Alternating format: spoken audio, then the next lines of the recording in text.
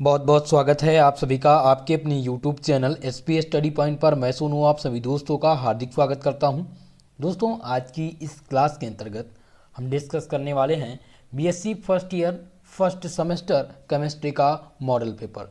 दोस्तों, ऐसे छात्र छात्राएँ जो इस बार फर्स्ट ईयर में हैं और उनका फर्स्ट सेमेस्टर है, उनके लिए आज की ये क्लास बहुत ही ज़्यादा इम्पॉर्टेंट होने वाली है, क्योंकि आप लोग का एग्ज़ाम लास्ट दिसंबर में स्टार्ट होने वाला है। तो उसी को मद्देनज़र रखते हुए हमने आपका ये नया मॉडल पेपर आप सभी के लिए तैयार किया है, ताकि आप लोग को इस क्लास से काफ़ी मदद मिल सके और आप लोग उन प्रश्नों को तैयार कर पाएँ जो आपके इस बार एग्ज़ाम में आने की संभावना है। दोस्तों, जो ये मॉडल पेपर मैं आप लोग को देने जा रहा हूँ बीएससी फर्स्ट सेमेस्टर का, ये नई शिक्षा नीति प्रणाली के आधार पर मैंने तैयार किया है, यानी एनईपी के अकॉर्डिंग। जो नई शिक्षा नीति लागू हुई है उसके तहत आप सभी का पाठ्यक्रम चेंज हो चुका है। आप सभी को पता है, क्योंकि मैंने सिलेबस जब बताया था क्लास में भी बताता रहता हूँ ये सारी बात, तो इसको आपको ध्यान रखना है। ठीक है, तो आप चाहे जिस यूनिवर्सिटी से हों, आप सभी में यही प्रश्न आने हैं, क्योंकि सिलेबस आपका आपने देखा होगा, जो केमिस्ट्री आपकी है वो फंडामेंटल ऑफ केमिस्ट्री है, उसमें कोई बदलाव नहीं है। सभी का टाइटल, जो पेपर का टाइटल है वो फंडामेंटल ऑफ केमिस्ट्री है। आज मैं इसमें मॉडल पेपर तो बताऊंगा ही कि कौन से प्रश्न इस बार आने वाले हैं, साथ ही साथ आपको ये भी जानने को मिलेगा कि किस प्रकार से प्रश्न पूछे जाते हैं, पेपर कितने पार्ट में डिवाइड होगा, कितने नंबर का प्रत्येक क्वेश्चन होगा, शब्द सीमा लिखने की क्या होगी, इन सभी बातों को आज हम आप लोग को बताने का प्रयास करेंगे। आप लोगों से मेरा निवेदन है कि ज़्यादा से ज़्यादा लोगों में इस क्लास को शेयर करने का प्रयास करिएगा, और जो भी साथी हमारे साथ जुड़ चुके हैं वो सभी लोग वीडियो को लाइक कर दीजिए। भाई, आप लोग से केवल और केवल मैं यही चीज़ मांगता हूँ कि लाइक और चैनल को सब्सक्राइब करें। तो इतना आप लोग कर सकते हैं। क्लास आपको फ्री में दी जाती है, कोई भी कॉस्ट आपसे नहीं लिया जाता है। दोस्तों, चलिए क्लास को स्टार्ट करते हैं और समझते हैं आज के इस मॉडल पेपर को। जो मॉडल पेपर मैं आज आपको देने जा रहा हूँ, ये मॉडल पेपर ये मानकर चलिए कम से कम आपको, अगर आप पूरा तैयार कर ले जाते हैं तो हर यूनिवर्सिटी में 80% मार्क्स इस मॉडल पेपर से आपको मिल जाएंगे। चलिए दोस्तों, देखते हैं आज के इस मॉडल पेपर को। मॉडल पेपर मैंने तैयार किया है 2022 और 23 के लिए। अब हम यहीं से समझते हैं पेपर के पूरे पूरे पैटर्न को। आपको जो पेपर मिलेगा उसमें लिखा रहेगा दोस्तों NEP, BSc first semester examination 2022-23। उसके नीचे लिखा रहेगा अकॉर्डिंग टू एनईपी, यानी नई शिक्षा नीति के तहत। ठीक है, तो ये पूरा का पूरा मॉडल पेपर नई शिक्षा नीति के तहत है। सभी लोग को पता हो गया, समझ गया। अगर कोई डाउट है तो कमेंट बॉक्स में कमेंट करिएगा। नई शिक्षा नीति के तहत दोस्तों आपके केमिस्ट्री का एक ही पेपर होगा, यानी कि जो लोग बायोलॉजी से होंगे उन्होंने सब्जेक्ट जो चूज किया होगा, मेन सब्जेक्ट उन्होंने लिया होगा केमिस्ट्री, फिर लिया होगा उन्होंने जूलॉजी और बॉटनी लिया होगा, है ना। और जिनका मैथ रहा होगा वो फिजिक्स केमिस्ट्री मैथ लिए होंगे। तो 3 पेपर आपने चूज किया है, जो है आपका मेन सब्जेक्ट। इसमें जो प्रत्येक पेपर होंगे वो एक ही होंगे। पहले क्या होता था दोस्तों, प्रत्येक सब्जेक्ट के, जैसे मैं बात करूँ केमिस्ट्री की, तो केमिस्ट्री की 3 पेपर हुआ करते थे, इनऑर्गेनिक, ऑर्गेनिक और फिजिकल। लेकिन अब ऐसा नहीं है, केवल और केवल केमिस्ट्री यानी फंडामेंटल ऑफ केमिस्ट्री का एक ही पेपर कराया जाएगा फर्स्ट सेमेस्टर में। इतनी बात से आप लोग समझ गए। ठीक है, चलिए आगे बताते हैं। अब जब पेपर एक होगा तो उसका पूर्णांक क्या होगा, कितने नंबर का पेपर होगा, तो ये भी आपको जानना जरूरी है। दोस्तों, जो आपका टोटल पूर्णांक होगा वो 100 नंबर का होगा, 100 नंबर का आपका टोटल पूर्णांक होगा। लेकिन इसमें से जो थ्योरी रहेगी आपकी वो 75 नंबर की रहेगी। जो लिखित पेपर कराया जाएगा एग्जाम में फर्स्ट सेमेस्टर का वो 75 नंबर का होगा। प्लस आपको जो 25 नंबर बच रहे हैं ये आंतरिक वाह्य मूल्यांकन से दिए जाएंगे। ये 25 नंबर, इसमें आपका 15 नंबर जो जुड़ेगा 25 में से दोस्तों, ये 15 नंबर आपका मिड सेमेस्टर जो टेस्ट होता है ना, अभी होने वाला होगा, या कुछ लोग का एग्जाम भी हो रहा होगा मिड सेमेस्टर टेस्ट, तो 15 नंबर वहाँ से मिलेगा। बाकी जो बच रहे हैं वो आपके प्रैक्टिकल से, आपकी जो है अटेंडेंस के अनुसार, किस प्रकार से आप लोग कॉलेज आ रहे हैं, क्या कर रहे हैं, आपके चरित्र के हिसाब से वो नंबर दिए जाते हैं। तो कुल मिलाकर के 100 नंबर का प्रत्येक सब्जेक्ट का पेपर होगा। अगर आपने 3 सब्जेक्ट ले रखे हैं, तीनों सब्जेक्ट में आपका जो पेपर होगा दोस्तों वो 300 नंबर का रहेगा। लेकिन इनमें से प्रत्येक पेपर जो होगा वो 75 नंबर का होगा। माइनर का सब्जेक्ट भी होगा, साथ ही साथ दोस्तों फर्स्ट सेमेस्टर में एक आपका को करिकुलर कोर्स है जिसका नाम है फूड न्यूट्रिशन एंड हाइजीन, वो क्वालिफाइंग पेपर होता है, अनिवार्य प्रश्न पत्र होता है। उसके बारे में मैंने सिलेबस आप लोग को बता दिया है, जिनको नहीं पता है वो एक बार अनिवार्य प्रश्न पत्र के बारे में जान ले, बहुत इंपॉर्टेंट है दोस्तों। चलिए आज की इस क्लास का शुभारंभ करते हैं और समझते हैं आज के इस मॉडल पेपर में। तो आप लोग को पता हो गया जो आपका पेपर आएगा वो कितने नंबर का आएगा, 75 नंबर का। आपको जो टाइमिंग दी जाएगी दोस्तों वो 3 घंटे में ये प्रश्न पत्र आपको लिखना होगा। किसी किसी यूनिवर्सिटी में 2 घंटे का समय मिलता है। साथ ही साथ दोस्तों एक बात और बता दूं, ऐसे छात्र छात्राएं जिनका एग्ज़ाम ऑब्जेक्टिव पैटर्न पर होना है, एमसीक्यू मोड में होना है, उनके लिए जो समय मिलता है वो मिलता है दोस्तों 1.5 घंटे का। केवल और केवल 1.5 घंटे में प्रश्न हल करने होते हैं। 75 नंबर वहाँ भी होगा, पेपर पैटर्न यही होगा, केवल और केवल वहाँ पर ऑब्जेक्टिव क्वेश्चन आएंगे। ठीक है, तो आपका जो लिखित पेपर आएगा दोस्तों वो सेक्शन वाइज आएगा, यानी सेक्शन ए, सेक्शन बी और सेक्शन सी, 3 खंड में आपका पेपर विभाजित होगा। सेक्शन ए में जो प्रश्न पूछे जाएंगे वो वेरी शॉर्ट टाइप के होंगे, जिन्हें हिंदी में कहते हैं अति लघुत्तरीय प्रश्न। ठीक है, तो अति लघुत्तरीय प्रश्न में कुल मिलाकर के 10 प्रश्न पूछे जाते हैं। कितने दोस्तों, 10 प्रश्न पूछे जाते हैं और प्रत्येक क्वेश्चन जो होगा, यानी कि क्वेश्चन नंबर 1 की बात करें तो ये 2 नंबर का होगा। ठीक है, तो 10 गुणे यानी कि 20 नंबर का आपका सेक्शन ए आता है, जो सभी के सभी प्रश्न अनिवार्य होते हैं, आपको सभी प्रश्न हल करने होते हैं। लिखने की जो वर्ड की शब्द सीमा है दोस्तों वो है आपका 50 शब्दों में इसका आंसर आप लोग को लिखना रहता है। चलिए अब क्वेश्चन को समझते हैं कि कौन सा प्रश्न है और इस बार आने की संभावना है वेरी शॉर्ट टाइप क्वेश्चन में। तो क्वेश्चन नंबर फर्स्ट आप देखिए, व्हाट इज हाइपर कॉन्जुगेशन, अत संयुग्मन से आप क्या समझते हैं। ये क्वेश्चन मैंने वही प्रश्न चूज किए हैं दोस्तों जो 2021 और 22 में लगभग सभी यूनिवर्सिटी में कॉमन रहे हैं। ठीक है, जो पूछे गए हैं। तो यहाँ पर क्वेश्चन है अति संयुग्मन से आप क्या समझते हैं, जिसे हाइपर कॉन्जुगेशन कहते हैं। ठीक है, तो हाइपर कॉन्जुगेशन में क्या होता है दोस्तों, इसमें जो प्रेरित प्रभाव होते हैं वो एल्किल समूह, एल्किल ग्रुप आप लोग समझ रहे हैं, एल्किल ग्रुप क्या है और हाइलाइट ग्रुप क्या है। जैसे अगर कहीं पर लिखा हो RH तो ये क्या हो जाएगा, ये एल्किल है और ये हाइलाइट ग्रुप है। एल्किल ग्रुप में कौन कौन से आते हैं, जैसे आपका हो गया CH2 या CH3, C2H5OH, CH3OH, ये सब क्या है दोस्तों, एल्किल समूह हैं। यही बात करें हाइलोजन की, ये X जो लिखा जाता है वो हाइलोजन ग्रुप डिनोट करता है। हाइलोजन ग्रुप के तत्व कौन कौन से हैं, क्लोरीन, ब्रोमीन, आयोडीन। ठीक है, ये सब क्या हैं, हाइलोजन ग्रुप के तत्व हैं। तो जो प्रेरक प्रभाव में एल्किल समूह के द्वारा इलेक्ट्रॉन मुक्त यानी कि आई प्रभाव निम्न क्रम में होता है, जैसे कि दिया रहता है तृतीयक क्रम रहेगा। ठीक है, फिर द्वितीयक आपका आ जाएगा और फिर प्राथमिक। तो इसमें क्या होता है, जब एल्किल के सभी असंतृप्त कार्बन परमाणु, जैसे असंतृप्त परमाणु जैसे कि यहाँ पर C double bond C single bond ये दिया रहे, या फिर दिया हो C डबल बॉन्ड O, तो इससे जुड़े होने पर जो इलेक्ट्रॉन मुक्त होते हैं, जो इलेक्ट्रॉन का मैकेनिज्म होता है, इस पूरी की पूरी प्रक्रिया में जो मैकेनिज्म होगा, तो इसका जो क्रम था पहले हमने आप लोग को बताया कि तृतीयक आएगा। ठीक है, तृतीयक एल्कोहल या फिर द्वितीयक एल्कोहल, फिर प्राथमिक एल्कोहल। तो इसका क्रम जब इसका मैकेनिज्म होगा एल्किल हैलाइड का असंतृप्त परमाणु कार्बन के साथ, ठीक है, तो जो मुक्त इलेक्ट्रॉन होंगे वो क्या करेंगे, वीकेस्ट जो C सिंगल बॉन्ड H में जो वीकेस्ट बॉन्ड होंगे उनकी तरफ प्रेजेंट हो जाएंगे, यानी नियरेस्ट जो अनसेचुरेटेड कार्बन होंगे उनकी तरफ चले जाएंगे। ये पूरी की पूरी जो मैकेनिज्म विधि होगी, मैकेनिज्म, ठीक है, उसी को हाइपर कॉन्जुगेशन कहते हैं।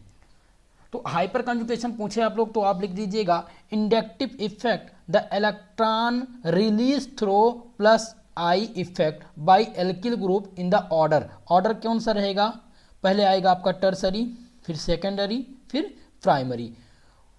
दिस ऑर्डर इज रिलीज, यानी जब ये ऑर्डर रिलीज होगा, however if the alkyl group is linked to unsaturated carbon under these communications आप release electron by the alkyl group in order. जब ये एल्किल ग्रुप इलेक्ट्रॉन रिलीज कर देगा तो जो इनका क्रम होगा वो प्राइमरी आ जाएगा पहले, फिर सेकेंडरी, फिर टर्सरी। अभी तक टर्सरी पहले था, अब ये प्राइमरी बदल जाएगा। तो जो ये मैकेनिज्म होगी इस पूरी मैकेनिज्म की क्रिया को हम क्या कहते हैं, हाइपर कॉन्जुगेशन, यानी this mechanism of electron release to known as hyperconjugation. अब मैकेनिज्म इसमें किस प्रकार से होगा, मैंने आप लोग को बताया कि जैसे ये आपका सी हो गया, single bond C, double bond C, ये लगा दिया, यहाँ पर हमने हाइड्रोजन ले लिया, ठीक है, हाइड्रोजन यहाँ भी ले सकते हैं, कोई भी बॉन्ड लगा सकते हैं। जब ये मैकेनिज्म होगा दोनों तरफ से तो क्या करेगा, I प्लस यानी H प्लस इफेक्ट ये जनरेट करेगा और यहाँ पर 2 लोन पेयर इलेक्ट्रॉन आ जाएंगे इस C के पास में, ठीक है। तो ये पूरी की पूरी मैकेनिज्म हाइपर कॉन्जुगेशन की क्रिया कहलाती है। इसका कंप्लीट आंसर मैं आप लोग को दे दूंगा कि किस प्रकार से लिखना है, वो टेलीग्राम चैनल पर आपको मिल जाएगा, ठीक है। अब समझते हैं क्वेश्चन नंबर 2 जो अभी तक का कॉमन क्वेश्चन रहा है, what is CPU, central processing unit. आप लोग जानते होंगे, आप सबको पता है कि जो आपकी केमिस्ट्री में आपका 7वां यूनिट है जिसका नाम है बेसिक कंप्यूटर सिस्टम, वहाँ से 2 प्रश्न आते हैं दोस्तों। एक तो आ जाता है वेरी शॉर्ट में, दूसरा प्रश्न जो आने की संभावना रहती है वो शॉर्ट टाइप में होती है, यानी कि बाइनरी नंबर सिस्टम, ठीक है। और तीसरा जो प्रश्न बनता है वो लॉन्ग में बनता है, जहाँ पर पूछ लिया जाता है नंबर सिस्टम के बारे में, विभिन्न जो प्रोग्रामिंग लैंग्वेज हैं कंप्यूटर के, विभिन्न प्रोग्रामिंग लैंग्वेज के बारे में पूछ लिया जाता है। तो यहाँ पर पूछा गया है व्हाट इज CPU। दोस्तों CPU क्या होता है, CPU is the principal part of any digital computer system, generally compose the main memory, control unit and arithmetical logical unit, यानी ALU, ओके। तो अब CPU तो सभी लोग जानते हैं CPU क्या होता है। चलिए दूसरा प्रश्न है, व्हाट इज प्रोबेबिलिटी। प्रोबेबिलिटी अगर आपसे पूछा जाए तो आप लोग क्या आंसर करेंगे। प्रोबेबिलिटी का टॉपिक बहुत ही मोस्ट इंपॉर्टेंट है, ठीक है। तो प्रोबेबिलिटी से क्वेश्चन अभी तक के पूछे गए हैं, प्रोबेबिलिटी का टॉपिक तैयार कर लीजिएगा आप सभी लोग, आगे डिस्कस करेंगे। जो अभी तक का कॉमन क्वेश्चन रहा है दोस्तों और मैंने इस मॉडल पेपर में आपको दिया है वो है व्हाट इज बेट रूल। बेट का नियम क्या है, बेट्स ने जो नियम दिया था उनका नियम किस पर आधारित है, ये आपको जानना बहुत ही आवश्यक है, ठीक है। तो in chemistry Bent rule describe and explain the relationship between orbital hybridization of central atom in any molecule and electronegativity of substitute. This rule was standard by A. Henry Bate, ठीक है दोस्तों। बेट रूल जो है, ये जो बेट का नियम है वो रसायन विज्ञान में बेट का नियम अणुओं के जो अणु होते हैं, जैसे कोई भी अणु ले लीजिए जैसे कि H2O हो गया, ठीक है, कोई भी अणुओं के जो केंद्रीय परमाणु यानी सेंट्रल एटम इसमें कौन सा है, अब बताइए। H2O में सेंट्रल एटम तो ऑक्सीजन, जाहिर सी बात है ऑक्सीजन जो होगा वो सेंट्रल एटम होगा, ठीक है। तो केंद्रीय परमाणु के कक्षीय संकरण जो ऑक्सीजन का संकरण है और इसके जो प्रतिस्थापन के इलेक्ट्रोनेगेटिविटी के बीच के संबंधों का वर्णन क्या व्याख्या करता है। एक बार फिर से मैं दोहराने का प्रयास करूंगा, यहीं पर आप लोग समझ लीजिएगा। जो दोस्तों बेट का नियम है ये रसायन विज्ञान में अणुओं में जो केंद्रीय परमाणु होते हैं यानी सेंट्रल एटम होते हैं उनके कक्षीय संकरण और प्रतिस्थापन के इलेक्ट्रोनेगेटिविटी के बीच के संबंधों का वर्णन करता है। जैसे कि हमने ले लिया H2O, ठीक है, H2O ले लिया। अब इसका स्ट्रक्चर हम बनाते हैं H2O का, तो कुछ इस प्रकार से इसका स्ट्रक्चर बनेगा। अब आप सबको पता है कि ऑक्सीजन के पास इलेक्ट्रोनेगेटिविटी है ज़्यादा, इसके पास क्या है, प्लस चार्ज है। अब इन दोनों के बीच में जो कोण बनेगा वो कितना बनेगा, 104.5 डिग्री का कोण बनेगा इन दोनों के बीच में। और जो इसमें संकरण होगा दोस्तों वो sp3 संकरण होगा। तो यही दर्शाता है सेंट्रल एटम यानी कि जो ऑक्सीजन का सेंट्रल एटम है, इन दोनों के नियरेस्ट जो एटम है हाइड्रोजन है, उन दोनों के बीच में उन दोनों के कक्षीय संकरण के प्रतिस्थापन जो रहे हैं उनके इलेक्ट्रोनेगेटिविटी के बीच में जो संबंध है वही दर्शाता है। ये संबंध क्या दिखाता है, कोण को दिखाता है और हाइब्रिडाइजेशन को बताता है। तो मैंने आपको बता दी, ठीक है। तो ये है बेंड का नियम। चलिए अब दूसरा प्रश्न जो है ई नंबर, वो सबसे महत्वपूर्ण है, what is the formal charge, औपचारिक आवेश। जो मैंने आप लोग को बहुत ही अच्छे से बता दिया है, फॉर्मूला भी बता दिया है कि किस फॉर्मूला पर कैसे आप लोग फॉर्मल चार्ज निकालेंगे। हालांकि यहाँ भी मैं समझाने का आप लोग को प्रयास करूँगा कि फॉर्मल चार्ज क्या होता है। दोस्तों फॉर्मल चार्ज का फॉर्मूला क्या होता है ये सबसे पहले जान लीजिए। तो Fc इक्वल टू होता है दोस्तों B - L अपान S/2 माइनस S/2 ये होता है फॉर्मूला। तो अब देखेंगे बी क्या है, ये बैलेंस इलेक्ट्रॉन है। क्या है, total number of valence electron on free atom minus L, L मतलब lone pair electron, minus S मतलब या बी मतलब बॉन्ड पेयर, जो टोटल बॉन्ड पेयर कितने बॉन्ड पेयर हैं एटम में, और अपॉन 2 कर देंगे, फॉर्मल चार्ज निकल आएगा। ठीक है, चलिए एक हम एग्जांपल ले लेते हैं। जैसे हमने ले लिया oxygen, calculate the formal charge on O atom in O3, O3 दिया गया है। ठीक है, इसमें प्रत्येक ऑक्सीजन का आपको फॉर्मल चार्ज निकालना है। कैसे निकालेंगे, तो फॉर्मल चार्ज निकालने के लिए सबसे जो परम आवश्यक है दोस्तों, वो है Lewis dot structure. Lewis dot structure आप लोग को अगर नहीं आता है तो आप लोग फॉर्मल चार्ज नहीं निकाल पाएंगे, क्योंकि जब लुईस डॉट स्ट्रक्चर बनाना आएगा तभी आपको पता चलेगा कि लोन पेयर बच रहा है कि नहीं, लोन पेयर इलेक्ट्रॉन और बॉन्ड पेयर इलेक्ट्रॉन तभी पता चलेगा। चलिए हम समझते हैं। तो ऑक्सीजन, 3 ऑक्सीजन दिया गया है। ये पहला ऑक्सीजन हो गया, double bond O single bond O। ठीक है, अब पहले ऑक्सीजन में देखिए, ऑक्सीजन के आउटर मोस्ट सबसेल में कितने इलेक्ट्रॉन, अष्टक इसका पूरा करने के लिए 8 इलेक्ट्रॉन चाहिए। ठीक है, तो 8 इलेक्ट्रॉन चाहिए। अब आप सबको पता है 2 बॉन्ड, तो इसके पास 1, इसके पास 2, तो यही हो गया। अब इसके पास लोन पेयर कितना बचेगा, 2 बचेगा इधर और 2 बचेगा इधर, यानी 4 तो ये हो गए, 4 और 2 6, 2 8, इसका अष्टक पूरा। फिर इसका अष्टक पूरा करने के लिए हम क्या करेंगे, इसका अष्टक पूरा करने के लिए हम इसके देखिए 2 2 4 2 6 2 8, 2 2 4 और 2 6 और ये 2 8 हो गया। अब इसका पूरा करने के लिए इसके पास 2 ही है, 2 4 2 6 और 2 8, ये हो गया। इस प्रकार से लुईस डॉट स्ट्रक्चर बनेगा। अब आपको पता चल गया। अगर आपसे पूछा जाए कि बताइए जो पहला जो है ऑक्सीजन है, इसके पास लोन पेयर इलेक्ट्रॉन की संख्या कितनी है, तो आप लोग क्या बताएंगे, 4, क्योंकि 2 ये हो गया 2 इधर हो गया, 4 लोन पेयर है। और बॉन्ड पेयर तो 2 बॉन्ड पेयर इधर 2 बॉन्ड पेयर इधर, यानी 4 बॉन्ड पेयर हो गया। समझ में आया। चलिए अब निकालते हैं। हमने लुईस डॉट स्ट्रक्चर बना दिया। अब पहले ऑक्सीजन का निकालते हैं। पहला ऑक्सीजन जो रहेगा, इसके पास आप देखेंगे, बहुत क्लियरिटी से समझना यहाँ पर दोस्तों, निकालने के लिए आपसे पूछा जाता रहता है। ठीक है, अब आपको पता है कि इसके पास 2 लोन पेयर इलेक्ट्रॉन हैं, कितने, 4, और बॉन्ड पेयर की संख्या, बॉन्ड पेयर यानी कि एक बॉन्ड पेयर 2 इलेक्ट्रॉन इधर फिल होंगे। फिर दूसरा आ जाएगा तो इसके पास कितने, 2 हो जाएंगे, और यहाँ पर कितना आ जाएगा, 2। ठीक है, 2 लोन पेयर। साथ ही साथ अब इधर आएंगे तो इसके पास कितने होंगे, लोन पेयर की संख्या कितनी होगी, 6 होगी, और बॉन्ड पेयर की संख्या 2। अब निकालते हैं पहला ऑक्सीजन। पहला ऑक्सीजन में आपने देखा कि इसके लोन पेयर की संख्या कितनी है, 2 है। कितनी है दोस्तों, 4, 2 इलेक्ट्रॉन ये 2 इलेक्ट्रॉन ये, 4 इलेक्ट्रॉन है लोन पेयर में। ठीक है, और बॉन्ड पेयर यहाँ पर भी, बॉन्ड पेयर की संख्या कितनी है दोस्तों, बॉन्ड पेयर की संख्या कितनी है, सभी लोग बताइए जल्दी से। बॉन्ड पेयर की संख्या कितनी है, 4, 2 इलेक्ट्रॉन ये हैं, 2 इलेक्ट्रॉन ये, नहीं कि 4 इलेक्ट्रॉन। ठीक है, चलिए अब निकालते हैं oxygen number first. Oxygen number first formula लगा दिए।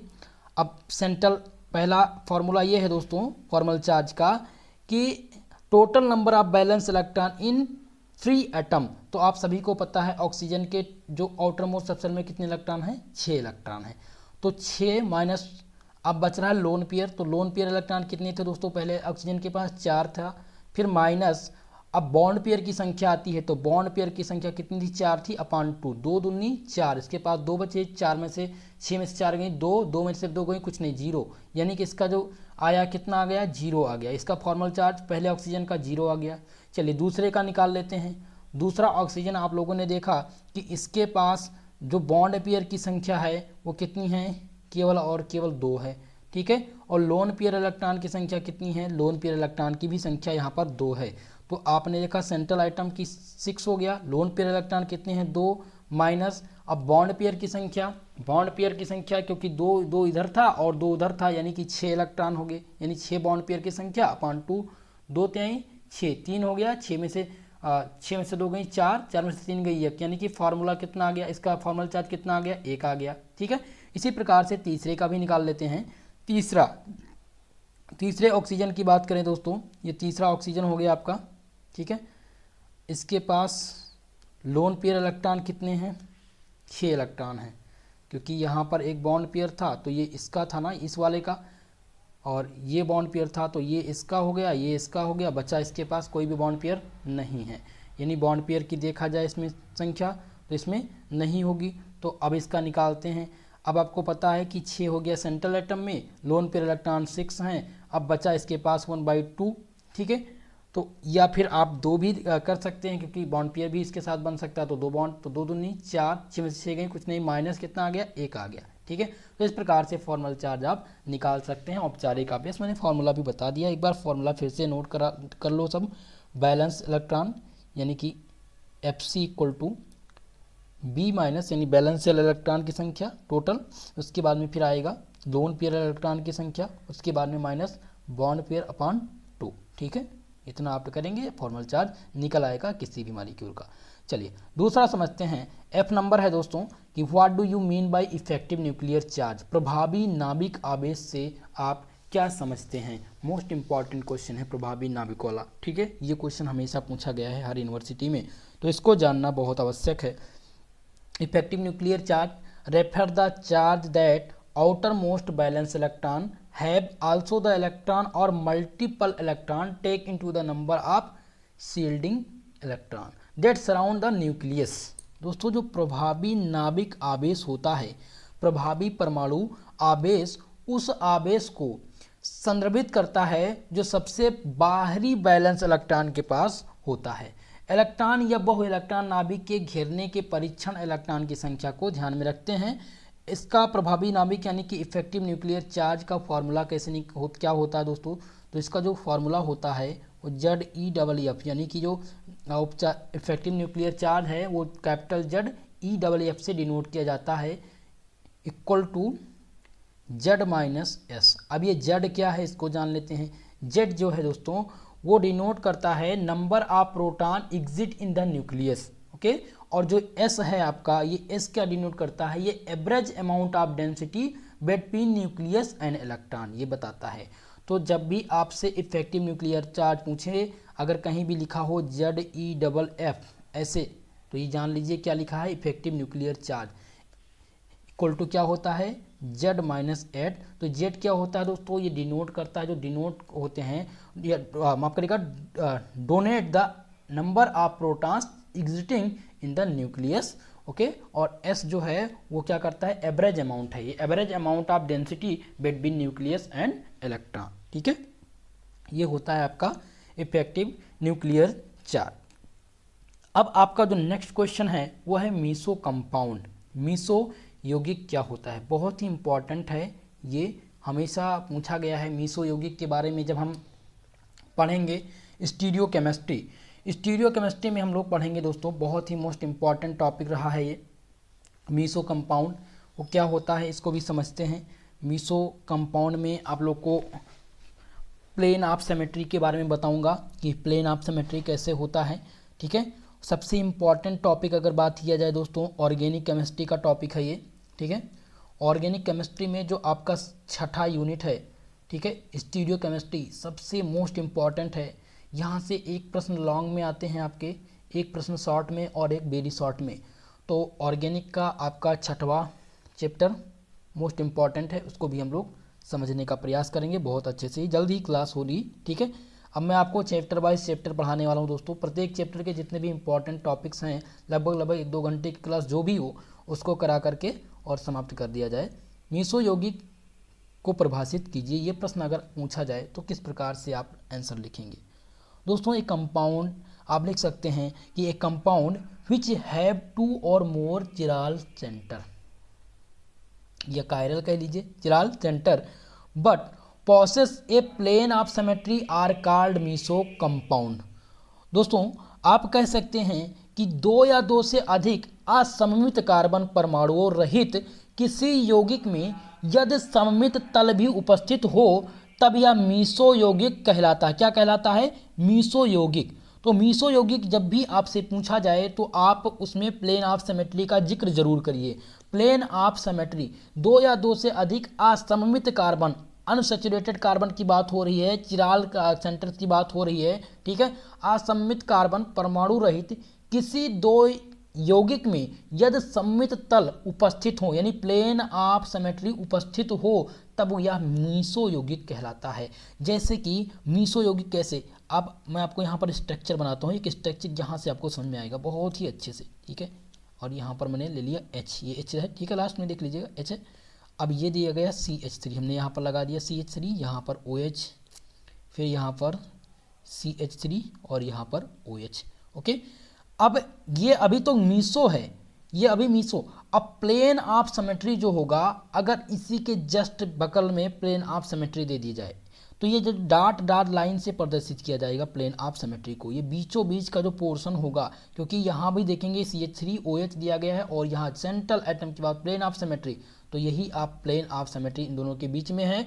जब ये टोटल इक्वल करके बनाया जाएगा तो इसका जो कंप्लीट स्ट्रक्चर बनेगा वो कुछ इस प्रकार से बनेगा, CH3COH H और COOH, इसे कहेंगे no formation of meso compound, ठीक है। लेकिन अब मीसो यौगिक तो दोनों तरफ मीसो यौगिक होंगे, प्लेन ऑफ सिमेट्री क्या होगी, जो उनके बीच का डॉट डॉट लाइन से इसे प्रदर्शित किया जाएगा, उसी को प्लेन ऑफ सिमेट्री कहते हैं। तो आप लिख सकते हैं कि 2 या 2 से अधिक असममित कार्बन परमाणु रहित किसी यौगिक में यदि सममित तल में उपस्थित हों तब वह मीसो यौगिक कहलाता है, ओके। चलिए अगला प्रश्न है, काइलरिटी को परिभाषित कीजिए, मोस्ट इंपॉर्टेंट है।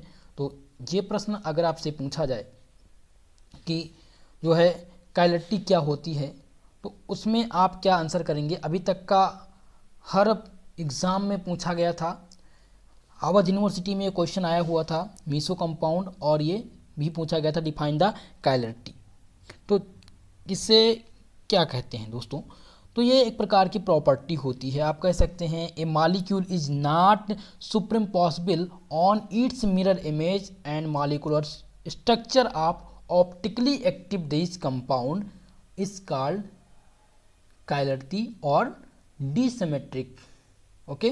तो आप इस प्रकार से भी इसका लिख सकते हैं आंसर। और इसको समझने के लिए बहुत ही लंबा टॉपिक है दोस्तों, भले ही शॉर्ट टाइम में पूछा जाए, लेकिन जो कायरलिटी है वो बहुत इंपॉर्टेंट है। कायरलिटी का टॉपिक मैं आप लोग को पढ़ाऊंगा, एक क्लास विस्तृत क्लास इस पे होगी, ठीक है। मैं आपको यहाँ पर बताऊंगा कि कैसे मिरर इमेज लगता है, कैसे मीसो टार्टेरिक एसिड और टार्टेरिक एसिड में जो इसका फॉर्मेशन होता है, ये आप लोग को मैं बताऊँगा, ठीक है। चलिए तो आगे बढ़ते हैं, next question, question number H जो है मोस्ट इंपॉर्टेंट है, इसको आप लोग तैयार कर लीजिएगा। नेक्स्ट प्रश्न है, डिफाइन द रेजोनेंस एनर्जी, अनुनाद ऊर्जा को परिभाषित कीजिए। अनुनाद जो आपका फर्स्ट यूनिट है molecular polarity and weak chemical forces, उसका फर्स्ट टॉपिक है रेजोनेंस अनुनाद, जो मैंने आप लोग को बहुत ही अच्छे से बताया था कि अनुनाद क्या होता है, यानी और समझा भी दिया गया था, विभिन्न विभिन्न स्ट्रक्चर बना के मैंने आप लोग को बता दिया था। यहाँ पूछा गया है अनुनाद ऊर्जा, ठीक है। तो अनुनाद ऊर्जा क्या होती है, अनुनाद में योगदान करने वाली दोस्तों, जो अनुनाद की क्रिया है उसमें योगदान करने वाली संरचना में सबसे कम ऊर्जा वाली संरचना जो होती है, अर्थात सबसे कम ऊर्जा वाली संरचना अर्थात सबसे अस्थायी संरचना की ऊर्जा और वास्तविक अणु अर्थात अनुनाद संकर की ऊर्जा का अंतर अनुनाद ऊर्जा कहलाता है, ठीक है। अनुनाद ऊर्जा जितनी अधिक होती है, अनुनाद ऊर्जा जितनी ही अधिक होगी उतना ही संकर जो होगा उतना अस्थायी होगा। उदाहरण के लिए हम ले लेते हैं CO2, जब कार्बन डाइऑक्साइड के बनने की वास्तविक ऊर्जा कितनी हो जाती है, 300 kcal मोल हो जाती है, किंतु सूत्र के अनुसार अगर इसे बनाया जाए तो इसकी जो ऊर्जा होगी 336 kcal मोल होगी, ठीक है। तो ये अनुनाद ऊर्जा हमेशा पूछा गया है और यूनिवर्सिटी में भी पूछा गया था, ये प्रश्न जरूर आप लोग तैयार कर लीजिएगा। नेक्स्ट प्रश्न है, what is an operating system, what is an operating system. Operating system अगर आपसे पूछा जाए तो क्या बताएंगे भाई, इसको कहते हैं परिचालन निकाय क्या होता है। मोस्ट इम्पॉर्टेंट है आपके इस टॉपिक का, इनपुट आउटपुट डिवाइस आप लोग पढ़ लीजिएगा। हार्डवेयर एंड सॉफ्टवेयर भी पूछा जाता है, क्वेश्चन आता है what are hardware and software. जब भी ऑपरेटिंग सिस्टम के बारे में पूछा जाए तो आपको बताना रहेगा ऑपरेटिंग सिस्टम के बारे में। अभी मैंने सेंट्रल प्रोसेसिंग यूनिट बताया, अब मैंने बताया है कि जो आपका 7वां यूनिट है वो मोस्ट इम्पॉर्टेंट है, तो ऑपरेटिंग सिस्टम भी तैयार कर लीजिएगा। कभी कभी क्वेश्चन आता है what is window and DOS, पूछ लेता है what is DOS and what are window. तो आप लोग इसके लिए जो 2021 और 22 के सत्र का महासंग्राम रिवीजन क्लास मैंने संचालित किया था, 8 यूनिट का मैंने दे दिया है, तो उस सभी यूनिट का आप लोग रिवीजन जरूर कर लीजिएगा। उसमें मैंने सारे प्रश्नों का उत्तर बहुत ही अच्छे से समझा दिया गया है। ठीक है, चलिए अब हम सेक्शन बी के प्रश्नों की बात करते हैं कि सेक्शन बी में जो प्रश्न आते हैं वो किस प्रकार के प्रश्न होते हैं। दोस्तों सेक्शन बी में शॉर्ट टाइप क्वेश्चन आता है, जिसे हिंदी में कहते हैं अति लघु उत्तरीय माफ करिएगा लघु उत्तरीय प्रश्न। इसमें जो प्रश्न पूछे जाते हैं वो कुल मिलाकर के 8 प्रश्न पूछे जाते हैं। 8 में से 5 प्रश्न का उत्तर आप लोग को देना रहता है। ठीक है, 8 या किसी यूनिवर्सिटी में 10 क्वेश्चन पूछे जाते हैं, उनमें से केवल और केवल 5 का उत्तर आप लोग को देना होता है। तो अब प्रत्येक प्रश्न जो होते हैं वो 7 नंबर के होते हैं, किसी यूनिवर्सिटी में ये 10 नंबर के भी होते हैं। ठीक है, लेकिन ज़्यादातर यूनिवर्सिटी में 7 नंबर के ये प्रश्न होते हैं। इनकी जो शब्द सीमा होती है, आप लोग जब भी आंसर लिखिएगा लघु उत्तरीय प्रश्न का, तो अधिकतम जो संख्या रहे वो 200 शब्द से कम बिल्कुल मत लिखिएगा। या फिर अगर आपको एग्जैक्ट पता है तो अगर आप 150 शब्द या 100 शब्द ही लिख देते हैं एग्जैक्ट, उसमें कोई भी गलती ना हो आपको आंसर में लिखने में, और एकदम सफाई से आप लिखेंगे तो ये मानकर चलिए कि 100% आपको नंबर मिल जाएगा। कोई शब्द सीमा, देखिए शब्द सीमा लिख देते हैं, पेपर में बाकायदा लिखा रहेगा कि आपको इतने शब्दों में आंसर लिखना है, लेकिन आपको ध्यान रखना है, मेरी बात ध्यान से सुनिएगा। ठीक है, शब्द सीमा मान्य नहीं है, लेकिन अब ये भी नहीं है कि 4 लाइन में ही पूरा कर दीजिए लघु उत्तरीय। कम से कम 1 पेज में इसका आंसर होना चाहिए। 1 पेज आप लोग लिखिए जरूर। कॉपी 32 पेज की होती है और 32 पेज में ज़्यादा से ज़्यादा कम से कम 25 पेज आप लोग जरूर आंसर लिखिए। 25 पेज में आंसर लिखने का प्रयास जरूर करिएगा। ठीक है, जितना ज़्यादा लिखेंगे उतना ही ज़्यादा नंबर आपको मिलना है।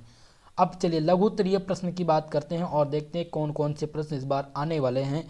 पहला प्रश्न जो इसमें है, what is molecular orbital theory of binding, what are MOT। Molecular orbital theory most important है, वेरी वेरी मोस्ट इंपॉर्टेंट है। अभी तक की हर यूनिवर्सिटी इस क्वेश्चन को पूछ चुकी है, मॉलिक्यूलर ऑर्बिटल थ्योरी। ठीक है, ये आपके सेकंड चैप्टर का टॉपिक है। सेकंड चैप्टर में दोस्तों आप पढ़ेंगे, बहुत ही महत्वपूर्ण प्रश्न है, आप बाउ प्रिंसिपल। आप बाउ प्रिंसिपल जहाँ पर देखेंगे कि जो अणु हैं यानी कि जो इलेक्ट्रॉन हैं वो किस प्रकार से ऑर्बिटल में फिल होते हैं, और साथ ही साथ आप देखेंगे इलेक्ट्रॉन फिलिंग क्रम, कैसे कोई भी इलेक्ट्रॉन आउटर मोस्ट सर्कल में आता है, कैसे उसकी एनर्जी के अनुसार घटते हुए क्रम में जाती है, ये सारी बारे में जानकारी करेंगे। फिर आप पढ़ेंगे मॉलिक्यूलर ऑर्बिटल थ्योरी। फिर इसी टॉपिक में आपको पढ़ना है बैलेंस बॉन्ड थ्योरी, और जो सबसे इम्पॉर्टेंट टॉपिक है और लॉन्ग टाइप क्वेश्चन का प्रश्न रहा है हर यूनिवर्सिटी में, वो है वेस्पर थ्योरी। ठीक है, VSEPR theory, valence shell repulsion electron theory, ये आप कह सकते हैं valence shell electron repulsion theory. ठीक है, तो ये प्रश्न जो है हमेशा आपके एग्जाम में लॉन्ग टाइम में मिलेगा, तो ये यूनिट सेकंड के अंतर्गत पढ़ेंगे। फिलहाल चलिए अब देखते हैं, मैंने आप लोग को बताया मॉलिक्यूलर ऑर्बिटल थ्योरी MOT, तो MOT को बहुत ही अच्छे से इस प्रश्न को तैयार कर लीजिएगा दोस्तों, क्योंकि ये आपके एग्जाम में आएगा। MOT को कहते हैं बंधुता की मॉलिक्यूलर ऑर्बिटल थ्योरी क्या है। बंधुता यानी कि बॉन्डिंग की जो मॉलिक्यूलर ऑर्बिटल थ्योरी है वो क्या होती है, उसको आप लोग को लिखना होगा। नेक्स्ट प्रश्न है जो what is electron affinity and what are the factor affecting electron affinity. Electron बंधुता क्या है। देखिए इलेक्ट्रॉन एफिनिटी हो सकता है शॉर्ट में भी आ जाए, वेरी शॉर्ट टाइप में व्हाट आर इलेक्ट्रॉन एफिनिटी पूछ ले, तो आपको ध्यान रखना होगा दोस्तों, इलेक्ट्रॉन एफिनिटी से प्रश्न हमेशा एग्जाम में बनते हैं, चाहे वो लॉन्ग में बन जाए चाहे वो वेरी शॉर्ट में बन जाए। तो इलेक्ट्रॉन एफिनिटी का टॉपिक आप लोग जरूर तैयार कर लीजिएगा। कभी कभी फ्री रेडिकल भी पूछ लिया जाता है कि फ्री रेडिकल क्या होता है, या फिर पूछ लेगा आपसे charge transfer complex, charge transfer complex. तो इसमें मैंने उन्हीं प्रश्नों को चूज किया दोस्तों जो रिपीटेड हैं और आने की संभावना है। चलिए, तो इलेक्ट्रॉन बंधुता आप लोग को तैयार करना है, बहुत ही इंपॉर्टेंट टॉपिक है। क्वेश्चन नंबर 4 है व्हाट आर फजान रूल। भैया फजान रूल बहुत ही मोस्ट इंपॉर्टेंट टॉपिक है, ये प्रश्न हमेशा एग्जाम में आता है। 3 क्लास मैंने दी है फजान रूल कर। पहला जो क्लास हुआ था वो पोलराइजेशन पर हुआ था, दूसरा है पोलराइजिंग और पोलराइजेबिलिटी, तीसरा है फजान रूल। तो फजान का नियम बहुत ही महत्वपूर्ण है, पूछ लेगा आपसे कि फजान का नियम क्या है। Arrange the cation in increasing order of polarising power दे देगा और बताएगा कि इसको पोलराइजिंग पावर के आधार पर इनको अरेंज करिए। ठीक है, तो ये प्रश्न पूरा का पूरा मैंने पढ़ा भी दिया, समझा भी दिया है, इसको आप लोग तैयार कर लीजिएगा प्रीवियस क्वेश्चन दे करके। फजान का नियम बताइए, दिए गए जो धनायन हैं उनको उनकी ध्रुवण शक्ति के आधार पर आरोही क्रम में लिखना है। कभी आरोही पूछेगा और कभी कभी अवरोही पूछ लेगा। ठीक है, घटते और बढ़ते क्रम दोनों में पूछ सकता है। चलिए नेक्स्ट प्रश्न देखते हैं, जो मुझे लगता है ये प्रश्न पढ़ने से पहले जैसे मैं पढ़ूंगा सब लोग को आ जाएगा। यहाँ पर देखिए लिखा है डाईपोल मोमेंट। डाईपोल मोमेंट से एक प्रश्न आपके एग्जाम में आएगा। डाईपोल मोमेंट 1 घंटे का मैंने लेक्चर दिया है, उस पर पूरा का पूरा विस्तार से एकदम बेसिक से मैंने बताया है कि कैसे डाईपोल मोमेंट निकालते हैं। ठीक है, क्वेश्चन जो पूछा जाता है वो पूछा जाता है out the given 5 molecule which of them will zero dipole moment, यानी कि CO2, BCl3, SO2, CH4 और CO3 में किसका, कौन से परमाणु का या कौन से एटम का या कौन से मॉलिक्यूल का दोस्तों जो है वो डाईपोल मोमेंट जीरो होगा। इसमें पूछा गया आउट ऑफ 5 मॉलिक्यूल, ये 5 मॉलिक्यूल दिए गए हैं, इनमें से बताना है कि किसका डाईपोल मोमेंट जीरो होगा। तो नोट करिए आप सभी लोग, CO2, BCl3, SO2, CH4, SO3 आप लोग को बताना है कमेंट के माध्यम से क्लास जब ओवर होगी कि किसका डाईपोल मोमेंट जीरो होगा। ठीक है, सभी लोग का कमेंट जरूर आए ताकि मुझे पता चल सके कि आप लोगों ने डाईपोल मोमेंट निकालना आता है या नहीं आता है। ओके, तो ये प्रश्न आप लोग तैयार कर लीजिएगा, हिंदी में भी आएगा। दिए गए 5 अणुओं, यानी दिए गए ये 5 अणु हैं, इनमें से CO2, BCl3, SO2, CH4 और SO3 में किनका द्विध्रुव आघूर्ण शून्य होगा। ठीक है, तो आपको बताना है स्पष्ट तरह से, इसकी आकृति बना करके भी, इसका स्ट्रक्चर भी आपको बनाना होगा। चलिए नेक्स्ट क्वेश्चन देखते हैं। क्वेश्चन नंबर 6 जो आपसे इस बार पूछा जाने वाला है, describe the van der Waal force and it's type. Van der Waal force last topic था आपका, ठीक है, फर्स्ट यूनिट से। वांडरवाल फोर्स मैंने आप लोग को बता दिया था, ये सबसे वीक फोर्स होता है, ये सबसे वीक फोर्स होता है। साथ ही साथ दोस्तों 3 प्रकार के वांडरवाल फोर्स होते हैं। तो वांडरवाल्स का टॉपिक पढ़ लीजिएगा पूरा का पूरा, वहाँ से इस आंसर को कंप्लीट कर लीजिएगा। ठीक है, क्वेश्चन नंबर 7 है, what is electrophilic and nucleophilic. Electron स्नेही और नाभिक स्नेही क्या होते हैं। ये क्वेश्चन हर बार पूछा गया है और इस बार भी पूछा जाएगा आप में। ठीक है, मैं इसलिए कह रहा हूँ दोस्तों क्योंकि मेरे पास लगभग 10 से 15 यूनिवर्सिटी के क्वेश्चन पेपर हैं। उन पेपर को देखते हुए मैंने ये मॉडल पेपर आप लोगों के लिए तैयार किया है। तो आपको तैयार इसमें करना है इलेक्ट्रॉन स्नेही और नाभिक स्नेही क्या होते हैं, ये आप लोग जरूर तैयार करिए। जो अब तक का 100% वाला प्रश्न है, जो आपके एग्जाम में 100% कट नहीं सकता, वो है 8वां प्रश्न, what is DL&RS system of nomenclature. DL&RS nomenclature की व्यवस्था क्या है। नॉमनक्लेचर सिस्टम पूछा जाएगा, ये स्टीरियो केमिस्ट्री का प्रश्न है, मोस्ट इंपॉर्टेंट है, वेरी वेरी मोस्ट इंपॉर्टेंट, यहीं पर मैं बता दे रहा हूँ इंपॉर्टेंट क्वेश्चन, इसको आप लोग नोट कर लीजिएगा। DL&RS नॉमनक्लेचर आपके एग्जाम में जरूर पूछा जाएगा, इसको मैं आपके समझा दूंगा, सॉल्व पेपर भी आप लोग को इसका दिया जाएगा। क्वेश्चन नंबर 9 है, डिस्कस द स्टेलर रूल।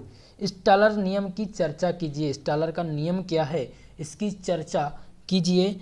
आप लोग से ये क्वेश्चन पूछा जाएगा और ये पूछा जा चुका है दोस्तों। लगभग 4 यूनिवर्सिटी ऐसी हैं जिसमें लगातार ये प्रश्न पूछा गया है। क्वेश्चन नंबर 10 की बात करते हैं, discuss the van der Waal force. Van der Waal वर्ग की चर्चा कीजिए, जो मैंने अभी आप लोग को बता दिया है। वांडरवाल जो होते हैं एक प्रकार के वीक फोर्स होते हैं दोस्तों। यहाँ पर 2 क्वेश्चन रिपीट हो गया है, टाइपिंग में मिस्टेक है, तो इसके लिए मैं नेक्स्ट प्रश्न बता दूंगा कि जो अनिवार्य प्रश्न है वो आने की संभावना क्या है। ठीक है, चलिए अब हम सेक्शन सी के प्रश्नों की बात करते हैं कि सेक्शन सी में किस टाइप के प्रश्न पूछे जाते हैं, शब्द सीमा क्या होती है और कितने नंबर के प्रश्न होते हैं। सेक्शन सी में दोस्तों कुल मिलाकर के आपके जो प्रश्न होते हैं वो 4 प्रश्न होते हैं, किसी किसी यूनिवर्सिटी में 5 प्रश्न होते हैं। ठीक है, लेकिन इन क्वेश्चन में से 2 का आंसर आप लोग को देना, केवल और केवल 2 प्रश्न का आंसर देना होता है। दो प्रश्न, यानी प्रत्येक प्रश्न की बात करें तो प्रत्येक प्रश्न 10 नंबर का होता है, यानी कि 20 नंबर का सेक्शन सी जो होगा वो 20 नंबर का होगा। शब्द सीमा जो रहेगी वो 500 शब्द रहेगी, यानी कि लॉन्ग टाइप क्वेश्चन, यानी लॉन्ग आंसर टाइप क्वेश्चन होते हैं, जिन्हें दीर्घ उत्तरीय प्रश्न कहा जाता है। यहाँ पर लघु है दोस्तों, लेकिन यहाँ पर क्या होना चाहिए, दीर्घ उत्तरीय प्रश्न होना चाहिए। ठीक है, तो यहाँ पर टाइपिंग मिस्टेक है। तो ये दीर्घ उत्तरीय प्रश्न होते हैं, दो प्रश्न आपको हल करने होते हैं। पहला प्रश्न आपके सम्मुख है, right A short note on VSEPR theory. VSEPR theory जो होती है, यानी कि balance shell electron pair repulsion theory. ठीक है, इस पर संक्षिप्त टिप्पणी लिखिए, या इसका पूरा का पूरा कॉन्सेप्ट क्या है वो बताइए। ये लॉन्ग टाइप का प्रश्न है और ये 100% वाला प्रश्न है। इसमें कोई कटने की गारंटी, कोई हटने की गारंटी नहीं, चाहे जिस यूनिवर्सिटी से हो, चाहे आप हमारे साथ बिहार यूनिवर्सिटी से जुड़े हों या फिर दीनदयाल उपाध्याय यूनिवर्सिटी से हो, डीडी यूनिवर्सिटी में जो आपका 5 प्रश्न आना है दोस्तों, ठीक है, वो इम्पॉर्टेंट है, यहीं से आएगा। बाकी आप अवध यूनिवर्सिटी की छात्र छात्राएँ हों, या फिर आप सिद्धार्थ यूनिवर्सिटी से हों, या फिर आप वीर बहादुर पूर्वांचल, लेकिन वहाँ पर ऑब्जेक्टिव प्रश्न होना है दोस्तों, ठीक है, या फिर आगरा यूनिवर्सिटी से या अदर कोई यूनिवर्सिटी से हो, जिसका अब सभी यूनिवर्सिटी का नाम लेना पॉसिबल नहीं है। यहाँ पर जो भी है मैं आप लोग को बता दे रहा हूँ। किसी को डाउट है तो कमेंट सेशन में पूछ सकते हैं। चलिए, अब इसमें प्रश्न 2 जो पूछे जाने की संभावना है वो what are hydrogen bonding. Hydrogen bonding क्या है या हाइड्रोजन बॉन्ड क्या है। ठीक है, यहाँ पर हाइड्रोजन बॉन्ड होना चाहिए। ओके, तो what is hydrogen bond, explain it's type, discuss the effect of hydrogen bonding on the physical properties. पूछा जाएगा दोस्तों कि जो हाइड्रोजन बॉन्ड क्या होता है, सबसे पहले ये बताइए, फिर आपको बताना है इसके टाइप यानी कि इसके प्रकार, और तीसरा बताना है कि जो जब ये हाइड्रोजन बॉन्डिंग बनता है तो इसमें फिजिकल प्रॉपर्टीज यानी फिजिकल जो प्रॉपर्टीज होती हैं उन पर क्या प्रभाव पड़ता है, ये आपको बताना होता है। ठीक है, तो इसको आप लोग ध्यान रखिएगा इस प्रश्न को। तो क्वेश्चन नंबर 2, इसको लिखने का मैं तरीका बता देता हूँ। इसको आपको क्या करना है दोस्तों, स्टेप बाय स्टेप लिखना है।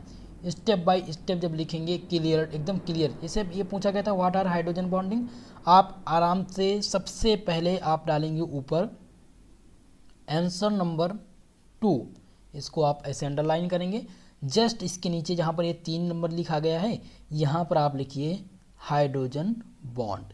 अब हाइड्रोजन बॉन्ड के अबाउट आप 2, 3, 4 लाइन, 5 लाइन, 6 लाइन, जितना भी जानते हैं वो आप लिखिए। उसके बाद में फिर आप लिखेंगे पॉइंट नंबर, आप पॉइंट बनाएंगे, स्टार बनाएंगे, फिर आप लिखेंगे types of hydrogen bond, types of hydrogen bond, इसको अंडरलाइन कर देंगे। इसके नीचे आप टाइप्स बताएंगे, 2 प्रकार जो इनके हैं वो आप इसके दोनों प्रकार के बारे में आप लोग बताएंगे। ठीक है, दोनों प्रकार के बारे में इसके आप लोग बता देंगे। फिर आप तीसरा जो स्टेप लिखेंगे स्टार बना करके, वो लिखेंगे hydrogen bonding on the physical properties, यानी फिजिकल प्रॉपर्टीज पर effect of hydrogen bonding on physical property. तीसरा, 3 स्टेप में जब आप इसका आंसर लिखेंगे दोस्तों, तो एग्जामिनर आपकी कॉपी देखेगा और एकदम खुश हो जाएगा कि भाई इसने एकदम क्लियरिटी लिखा है। तो आपको 10 नंबर में से 9 नंबर देने की संभावना बिल्कुल हो जाएगी। अगर आपका बीच में कहीं मिस्टेक भी है तो कोई दिक्कत नहीं है, लेकिन राइटिंग स्वच्छ होनी चाहिए। ठीक है, चलिए तीसरा प्रश्न है दोस्तों, जो अभी तक की हर यूनिवर्सिटी में पूछा गया है, what is the conformational isomer, give the conformation of the following. Conformational isomer क्या होते हैं और इनके कन्फॉर्मेशन दीजिए, इथेन, एन-ब्यूटेन और साइक्लोहेक्सेन। ये तीनों प्रश्न बहुत ही अनिवार्य है। ये आपका तीसरा नंबर प्रश्न है, वेरी वेरी मोस्ट इंपॉर्टेंट है, वेरी वेरी वीआईपी प्रश्न है दोस्तों। ठीक है, ये वीआईपी प्रश्न है, ये आपसे एग्जाम में पूछा जाता रहता है और इस बार पूछा जाएगा, इसीलिए मैंने आपको मॉडल पेपर में दे दिया है। तो ये प्रश्न जरूर आप लोग तैयार कर लीजिएगा। क्वेश्चन नंबर 4 पूछा जाएगा, what do you understand by hydrogen, माफ करिएगा, hybridization, drive the process of formation of bond in compound by sp2 sp3। पूछा जाएगा संकरण क्या है दोस्तों, संकरण से आप क्या समझते हैं, प्रोसेस ऑफ फॉर्मेशन बॉन्ड, इनके अनुसार जो बॉन्ड का फॉर्मेशन होता है वो बताइए। sp संकरण क्या होता है, sp2 संकरण क्या होता है, sp3 संकरण कब बनता है, ये पूरा का पूरा कंप्लीट आपको बताना है। तो कंप्लीट संकरण का टॉपिक मैं आप लोग को थर्ड यूनिट में बताने वाला हूँ, तीसरी यूनिट में दोस्तों, ठीक है। SNP ब्लॉक एलिमेंट के में आप लोग को ये पढ़ा दूंगा। क्वेश्चन नंबर 4 ये भी इंपॉर्टेंट है, वेरी वेरी मोस्ट इंपॉर्टेंट। तो ये 4 प्रश्न हैं, 4 के चारों प्रश्न आप लोग को तैयार करने होंगे, तभी आपके एग्जाम में सारे प्रश्न यहाँ से मिलेंगे। तो दोस्तों आज की इस क्लास के दौरान हमने पूरा आपका जो कंप्लीट टॉपिक था वो मैंने डिस्कस कर दिया है, ठीक है। पूरा मॉडल पेपर मैंने आप लोग को बता दिया है कि कैसे प्रश्न आपके एग्ज़ाम में इस बार पूछे जाने वाले हैं। अगर ये प्रश्न आप लोग तैयार कर लेते हैं तो ये मानकर चलिए कि आपके एग्ज़ाम में यहीं से प्रश्न आएंगे। जो 5वां प्रश्न मैंने यहाँ पर दिया है वो है valence bond theory and it's limitation, जो अभी तक का 100% वाला प्रश्न है, valence bond theory. Valence bond theory आप लोग को सेकेंड यूनिट में मैं पढ़ाऊँगा, जहाँ पर पहला ही टॉपिक है। इसे हिंदी में क्या कहते हैं दोस्तों? संयोजकता बंध सिद्धांत कहते हैं। क्या कहते हैं? संयोजकता, जो आप लोग ने मुझे लगता है कि 11th-12th में पढ़ा होगा, ठीक है। जिन्होंने नहीं पढ़ा है वो यहाँ पर पढ़ेंगे। संयोजकता बंध सिद्धांत, ये सिद्धांत दोस्तों 1927 में हिटलर तथा लंदन ने दिया था, जिसे 1933 में पाउलिंग तथा स्टेलर द्वारा, जो पाउलिंग और स्टेलर थे दोस्तों, इन्होंने इसको क्या किया था? संशोधित किया था। और वो निम्न सिद्धांत दिए थे, कई सिद्धांत दिए थे जिन्हें हम समझेंगे। उन्होंने, स्टेलर ने सिद्धांत जो दिया था वो क्या दिया था कि 2 परमाणु हों, जैसे कि 2 परमाणु हैं आपके, ठीक है, 2 परमाणु हैं, इनके बीच जो सह संयोजक बंध हैं, ऐसे 2 ऑर्बिटल के परस्पर अतिव्यापन से बनते हैं, जिनके एक एक इलेक्ट्रॉन होते हैं तथा इलेक्ट्रॉन का चक्रण विपरीत दिशा में होता है। ओवरलैपिंग के हिसाब से उन्होंने बताया था। तो सबसे पहले बैलेंस बॉन्ड थ्योरी को समझ लेते हैं। इसे कहते हैं दोस्तों संयोजकता बंध सिद्धांत। ये सिद्धांत 1927 में हिटलर तथा लंदन द्वारा प्रतिपादित किया गया था, जिसे दोस्तों सन 1933 में पाउलिंग तथा स्टेलर द्वारा संशोधित किया गया। और उन्होंने निम्न सिद्धांत दिए। पहला सिद्धांत इन्होंने ये बताया, the covalent bond between 2 atom is formed by overlapping such 2 orbital. Overlapping such 2 orbital contain 1 electron each and their electron spin in the opposite direction। फिर उन्होंने दूसरा जो आपको बताया, दूसरा थ्योरी दिया था, दूसरा जो सिद्धांत दिया वो दिया ये कि the overlapping portion of the overlapping orbital migrate together simultaneously the formation of bond orbital or localized molecule orbital in which 2 electron inside the motion। यानी अतिव्यापन की क्रिया में जो अतिव्यापित होने वाले ऑर्बिटल के संपर्क में एक भाग दूसरे में समा जाते हैं, जिसे फलस्वरूप क्या होता है? बंद ऑर्बिटल जो है स्थानिक ऑर्बिटल में निर्माण होता है।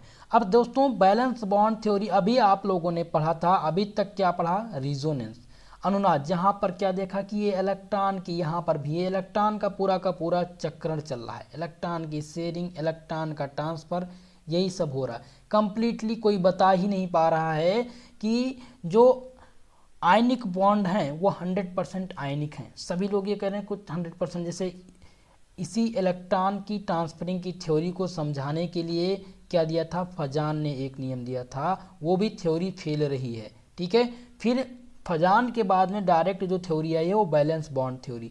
इन्होंने अपनी थ्योरी दी और इन्होंने ये बताया कि भैया जो इलेक्ट्रॉन हैं वो अतिव्यापन से, ओवरलैपिंग से बनेंगे, इनका ट्रांसफ़र होगा, इनका किस प्रकार से जो है कम्बिनेशन होंगे, ओवरलैपिंग होगा, अतिव्यापन कैसे होगा। तो पूरा का पूरा जो मैटर है वो इलेक्ट्रॉन के ट्रांसफर, पूरा का पूरा जो बैलेंस बॉन्ड थ्योरी है वो इलेक्ट्रॉन के शेयरिंग पर डिपेंड है। फिर ये भी थ्योरी फेल होगी तब आएगा मॉलिक्यूलर ऑर्बिटल थ्योरी, ये भी थ्योरी फेल होगी तब वेस्पर थ्योरी आएगा। यानी कि ये सब इलेक्ट्रॉन पर ही डिस्कस है, इलेक्ट्रॉन, प्रोटॉन, न्यूट्रॉन पर ही डिस्कस कर रही है, ठीक है। कोई भी, जैसे उन्होंने क्या बताया, फजान भाई साहब ने बताया था कि कोई भी जो बॉन्ड है वो 100% आयनिक नहीं है। क्या बताया था कि 100% आयनिक नहीं है, उसमें कुछ कोवैलेंट कैरेक्टर पाए जाते हैं।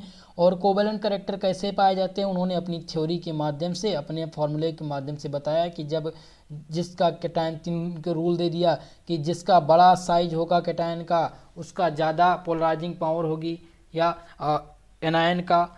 तो ये सारी चीज़ मैंने आप लोग को बताया है, तो वहाँ से आप देख सकते हैं। बैलेंस बॉन्ड थ्योरी पूछी जाती है। लिमिटेशन, बैलेंस बॉन्ड थ्योरी की सीमा, लिमिटेशन मतलब क्या होती है, सीमा।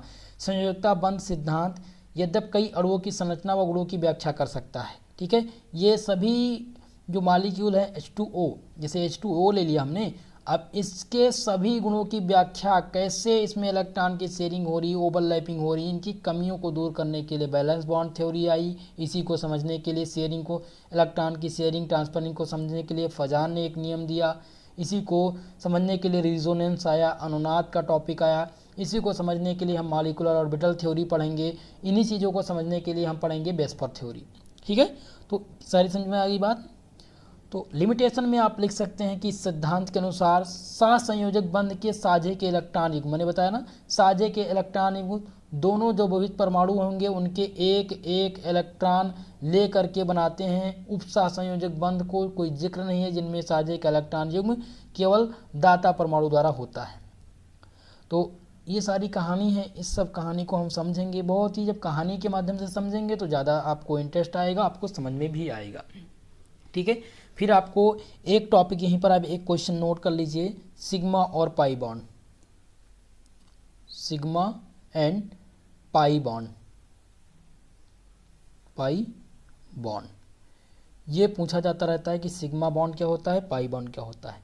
सिग्मा और पाई बॉन्ड दोस्तों, जब दो कक्षक में, अगर हम सिग्मा की बात करें तो जब दो कक्षक का एक कक्ष पर उनके सिरों द्वारा अद्व्यापन होने से जो बनने वाला बंध है उसे सिग्मा बंध कहते हैं। और इस प्रकार का बंध हम SS, SP और या PP कक्षक के रेखीय अद्व्यापन से बनता है, जो आगे मैं आप लोग को बताऊंगा। अगर बात करें यहीं पर पाई बॉन्ड क्या होता है, तो पाई बॉन्ड में क्या होता है दोस्तों, जब PP ऑर्बिटल या कक्षक के अतिव्यापन से बनने वाला पाई बंध कहलाता है। जो PP कक्षक होता है, PP ऑर्बिटल होता है, इनके अतिव्यापन से, ओवरलैपिंग से जो बॉन्ड बनता है उन्हें क्या कहते हैं दोस्तों, पाई बॉन्ड कहते हैं। ठीक है, तो सिग्मा और पाई बॉन्ड भी आप लोग देख लीजिएगा। साथ ही साथ आपको इसमें ध्यान रखना है एक बात और, सिग्मा और पाई बॉन्ड के साथ साथ संकरण मैंने बता दिया है, संकरण का नियम कि कैसे आप संकरण होगा। मॉलिक्यूलर ऑर्बिटल थ्योरी भी आगे हम डिस्कस करेंगे। साथ ही साथ आपको एक क्वेश्चन और नोट करना होगा, क्वेश्चन नोट कर लीजिए, स्टार करके मैं बताने जा रहा हूँ आप लोग को। ठीक है, वो है आइसोमर।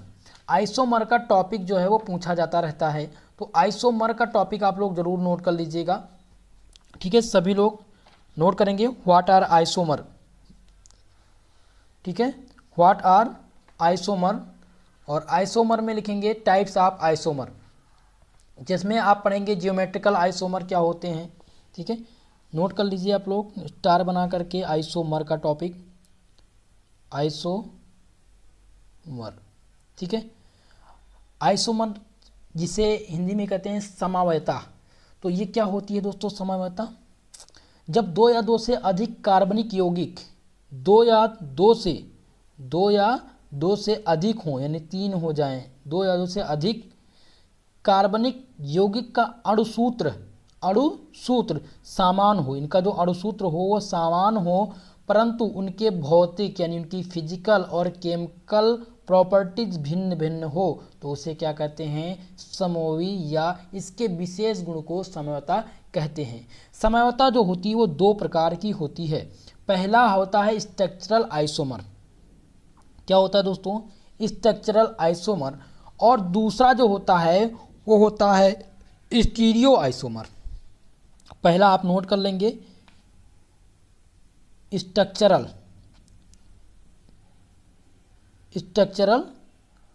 आइसोमर, और जो दूसरा होगा वो होगा स्टीरियो आइसोमर। ये 2 प्रकार के आइसोमर हैं।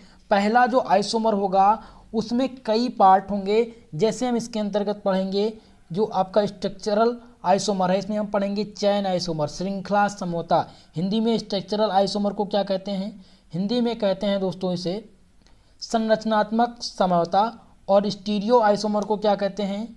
स्टीरियो आइसोमर को क्या कहते हैं दोस्तों? कमेंट बॉक्स में जल्दी से करिए। त्रिविमीय समौता कहते हैं। क्या कहते हैं? त्रिविमीय समौता कहते हैं। तो दो बात आपको यहाँ पर नोट करनी है। जब आप स्ट्रक्चरल पढ़ेंगे तो इसमें आप पढ़ेंगे चैन आइसोमर यानी श्रृंखला समौता क्या होती है, फिर स्थिति या स्थान में जो परिवर्तन होता है वो समौता क्या होती है, फिर क्रियात्मक यानी फंक्शनल आइसोमरिज्म पढ़ेंगे। स्ट्रक्चरल आइसोमर में क्या पढ़ेंगे? फंक्शनल आइसोमर यानी क्रियात्मक समौता।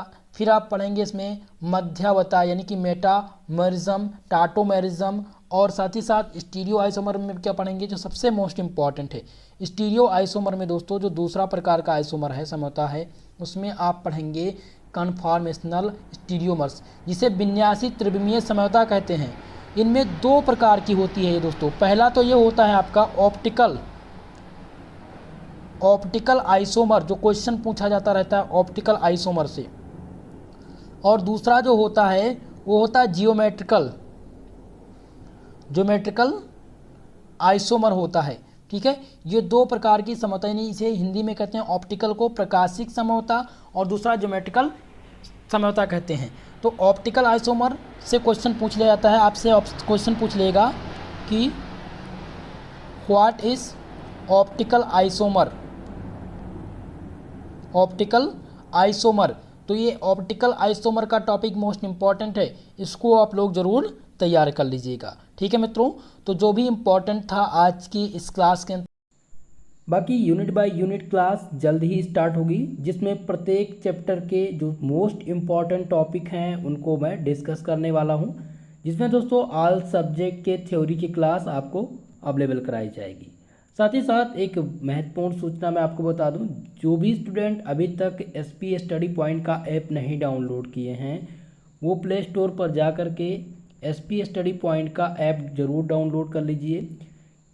ऐप पर आप लॉगिन करेंगे और लॉगिन करने के बाद आपको वहां पर कोर्स संचालित किया गया है, जो कि पेड कोर्स है, जिसमें आपको नोट्स अवेलेबल कराया गया है। साथ ही साथ उसमें वीडियो लेक्चर भी हैं। तो आपको जब आप ऐप में लॉगिन करेंगे तो आपको वहाँ पर सारी डिटेल्स दी गई हैं। PDF नोट्स आपको वहीं पर मिलेंगे, ऑल सब्जेक्ट के फ्री PDF नोट्स। ठीक है, तो आप वहाँ पर जा कर के प्ले स्टोर पर जाइए और ऐप ज़रूर डाउनलोड कर लीजिएगा। दोस्तों इस क्लास में जैसा कि मैंने मॉडल पेपर आज डिस्कस किया है, तो मॉडल पेपर में जो मोस्ट इम्पॉर्टेंट क्वेश्चन थे, जो विगत वर्ष यानी कि 2021 सत्र से लेकर के और अब तक के जो एग्ज़ाम NEP के अंतर्गत कराए गए थे, उनके सभी प्रश्नों को, जो रिपीटेड प्रश्न हैं उनको चुन करके मैंने ये मॉडल पेपर तैयार किया था। मुझे आशा है जो भी प्रश्न आपके एग्ज़ाम में पूछे जाएंगे वो यहीं से इस बार पूछे जाने वाले हैं। तो इस मॉडल पेपर को कम्प्लीटली आप तैयार कर लीजिएगा। दोस्तों जैसा कि नोट्स अभी क्लास स्टार्ट नहीं है, थ्योरी की क्लास आपको नहीं मिल पा रही है, ये मैं आप सबका कमेंट आ रहा है, मैं समझ रहा हूँ। इस समय स्टूडियो का काम चल रहा है, जल्द ही तैयार हो जाएगा स्टूडियो, जिसमें आपको दोस्तों प्रत्येक सब्जेक्ट के टीचर रहेंगे, जिसमें आपको कोई भी कन्फ्यूज़न होगी, डाउट सेशन का भी सुविधा आपको दिया जाएगा और लाइव क्लास जल्द ही आपको प्रोवाइड की जाएगी। ओके, तो सभी लोग इस वीडियो को ज़्यादा से ज़्यादा लोगों में शेयर कीजिएगा। जो भी छात्र छात्राएँ अभी तक हमारे इस यूट्यूब चैनल को सब्सक्राइब नहीं किए हैं, आप सबसे निवेदन है जल्दी से सब्सक्राइब कर लीजिए, जुड़ जाइए और वीडियो को ज़्यादा से ज़्यादा लोगों में शेयर कीजिए, ताकि और भी जो स्टूडेंट हैं उनको लाभ मिल सके। ये क्लास सभी यूनिवर्सिटी के छात्र छात्राओं के लिए है, आप किसी भी यूनिवर्सिटी से बिलोंग करते हों। ठीक है, NEP के अंतर्गत ये क्लास है। तो NEP में ऑल यूनिवर्सिटी का पाठ्यक्रम सेम कर दिया गया है। केवल और केवल एग्ज़ाम पैटर्न दोस्तों कुछ यूनिवर्सिटी का डिफरेंट है।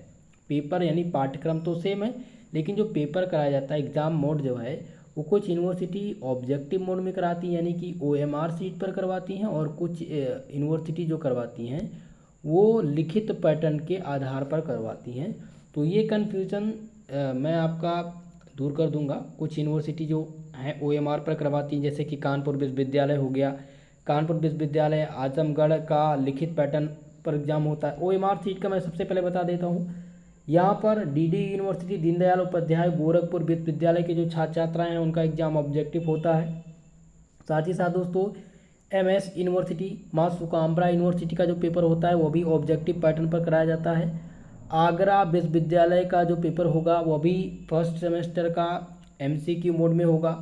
साथ ही साथ दोस्तों जो हमारे लिखित पैटर्न के छात्र छात्राएँ हैं उनका एग्ज़ाम जैसे कि सिद्धार्थ विश्वविद्यालय हो गया, अवध यूनिवर्सिटी, कानपुर यूनिवर्सिटी का फर्स्ट सेमेस्टर रिटन मोड में ही होता है। इस बात का भी विशेषकर ध्यान रखेंगे। MGPR यूनिवर्सिटी का भी एग्ज़ाम लिखित पैटर्न पर होता है। जननायक चंद्रशेखर बलिया यूनिवर्सिटी या सुहेलदेव यूनिवर्सिटी, अलीगढ़ यूनिवर्सिटी का तो ऑब्जेक्टिव होता है, लेकिन जो स्टेट यूनिवर्सिटी है वहाँ पर दोस्तों रिटन पैटर्न के आधार पर कराया जाता है।